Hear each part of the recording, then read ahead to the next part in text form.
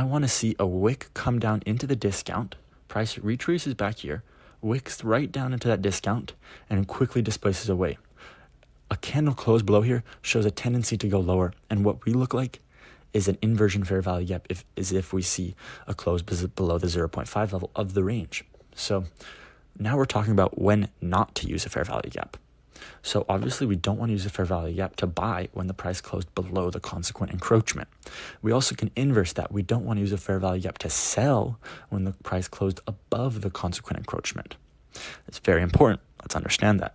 Next, we don't want to use a fair value gap when price swept a short-term high or low in the opposing direction. So if we're on the high time frame and we're looking to buy off of a fair value gap, a BISI, then we have to understand the high time frame narrative. And we also have to understand if the high time frame just swept a high. If price just swept the liquidity of a buy side and we're retracing back in, it's not going to be as high probability because we understand that the high time frame sweep means that we might go lower. We might look for sell side liquidity now.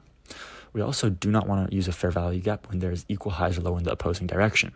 So if I'm taking this sell off of this fair value gap right here, and imagine price did not close above yet, price is still in here, but we have two equal highs, perfect equal highs, I don't want to take that trade because I understand these equal highs are a very important liquidity pool that will be swept in the day. So almost every day, every intraday equal high is swept. So we understand that and we don't take a trade in the opposing direction of the equal high or low. Let's just understand that first. Maybe write your notes.